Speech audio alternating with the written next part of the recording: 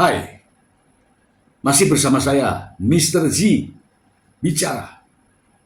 Tentu saja bicara tentang kebenaran berdasarkan fakta, data, dan realita. Teman-teman, ini pengalaman pribadi saya ya, yang saya tidak pernah dapatkan sebelumnya. Ini adalah uh, sekali dalam seumur hidup saya melihat, mendengar secara langsung bagaimana ada sebuah peristiwa yang dinamakan rekayasa kasus. Saya sudah menjelaskan ya di part 1. Ini sekarang kita ke part 2 ya, yang saya temukan ketika ada gelar perkara ya. Bukan hanya laporannya saja, bukan hanya pengakuan pelapornya saja yang direkayasa, yang disetting sedemikian rupa. Namun kesaksian saksi pun direkayasa. Ya, seperti Anda ketahui bahwa yang namanya saksi fakta adalah saksi yang berada di lokasi kejadian. Saksi itu yang melihat, yang mendengar secara langsung, bukan katanya-katanya. Ini gawat ya, sampai-sampai saksi pun direkayasa. Kasus ini ya, kemarin kita sudah bahas ya tentang peristiwanya. Kasus ini adalah kasus yang dibuat sedemikian heboh. Sementara kejadian itu tidak pernah ada, yaitu penyekapan dan pemerasan. Kasus ini, percayalah, kasus ini tidak ada. Kasus yang namanya penyekapan dan pemerasan ini tidak ada. Bahkan satu kecamatan pun tidak ada yang tahu. Memang tidak ada. Setelah bertahun-tahun peristiwa yang dilaporkan ini dan tidak ada, kemudian direkayasa, dibuat seperti drama. Pelapornya direkayasa, saksinya direkayasa, bahkan saksinya bukan hanya satu. Saksi banyak itu, semuanya direkayasa. Saya ingin ini keprihatinan saya. Sebenarnya saya malu nih ya. Kalau saya jadi penyidiknya, saya mundur dalam kasus ini. Bagaimana tidak? Merekayasa pelaporannya, merekayasa saksinya. Tentu saja merekayasa berita acaranya. Sampai-sampai tega menetapkan seseorang menjadi tersangka. Dan pasalnya tidak main-main, teman-teman. Ada penyekapan, yaitu pasal 333, merampas kemerdekaan orang lain. Itu ancamannya 6 tahun penjara. Kemudian ada pasal pemerasan dengan ancaman kekerasan. Itu ancaman hukumnya 9 tahun penjara. Ini nggak main-main. Tapi itu semua rekayasa, teman-teman. Begini, teman-teman. Saksi menceritakan bahwa dia melihat secara langsung, dia berada di lokasi kejadian. Katanya ini. Terus ditanya sama peserta gelar ya, pihak tim ya.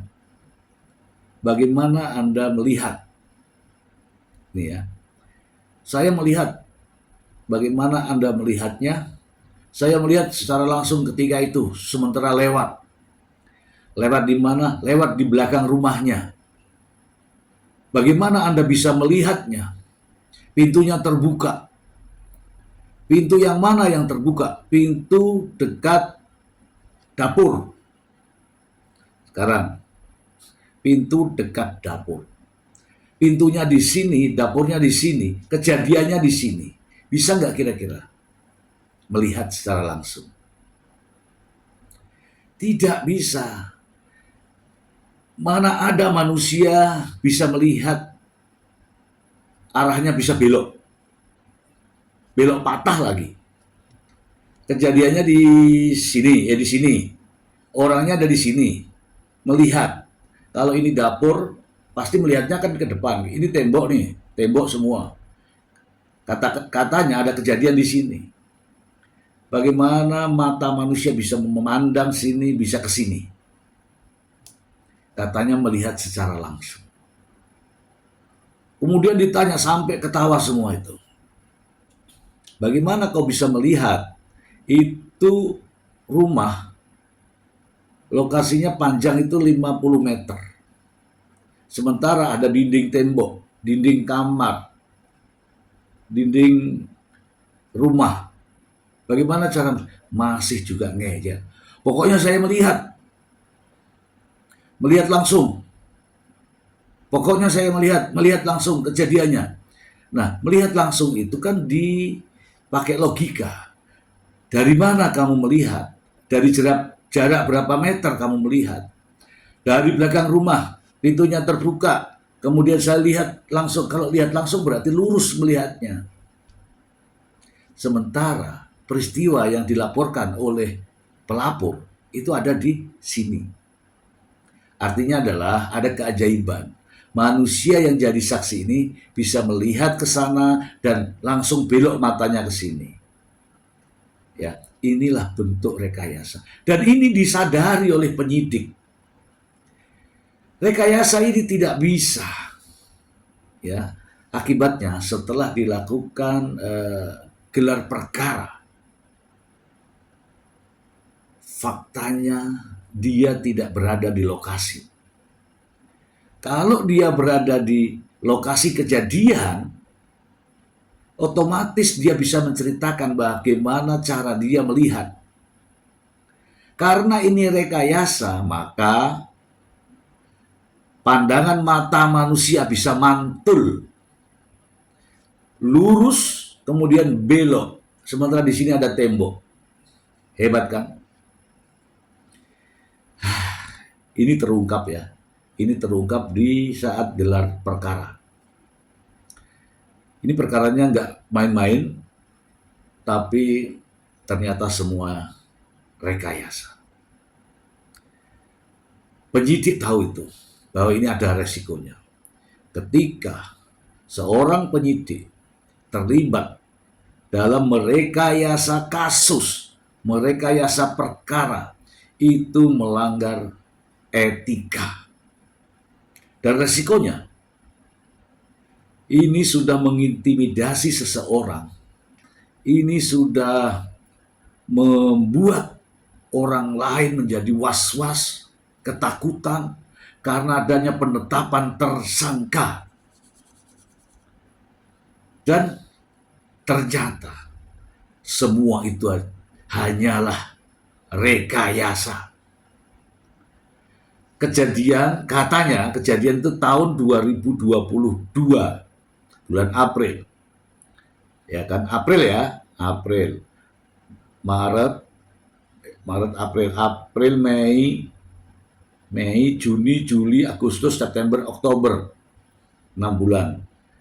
Kemudian ke Oktober lagi baru dilaporkan. Jadi ada 1 tahun lebih ya baru dilaporkan. April tahun 2022 katanya kejadian itu ada. Kemudian Oktober tahun 2023 baru dibuat pengaduan atas nama sang pengacara katanya. Oktober. Kemudian Maret 2024 baru ada SPDP, surat pemberitahuan dimulainya penyidikan. Maret ya 2024. Februari 2025 penetapan tersangka. Ada apa? Ini sangat memalukan institusi. Ini penyidik ini berjamaah. Ini rame-rame. Mungkin di situ ada ya penyidiknya, ada atasannya penyidik, ada atasannya lagi, ada atasannya lagi. Karena semua administrasi itu ditandatangani sampai surat panggilan, ya kan? Surat ke apalah, semua ditandatangani oleh atasan penyidik. Ini rekayasa. Dan saya mengucapkan ini, saya pertanggungjawabkan demi kebaikan mereka semua itu, para penyidik-penyidik itu, agar tidak melakukan perbuatan-perbuatan semacam ini lagi di kemudian hari. Bayangin teman-teman, kasusnya direkayasa, pelapornya juga direkayasa, saksinya pun direkayasa. Dan hasil rekayasa ini menetapkan seseorang sebagai tersangka. Ini tidak main-main, ya harus diaudit investigasi, karena juga sudah ada hasil gelar perkara khusus. Kita juga akan membuat permintaan terhadap perilaku-perilaku penyidik yang merekayasa kasus ini. Perkembangan-perkembangan yang lain saya akan sampaikan pada episode berikutnya.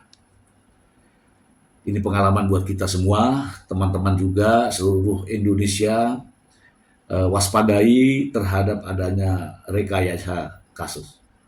Ini adalah kriminalisasi. Kita menuju ke episode berikutnya. Terima kasih.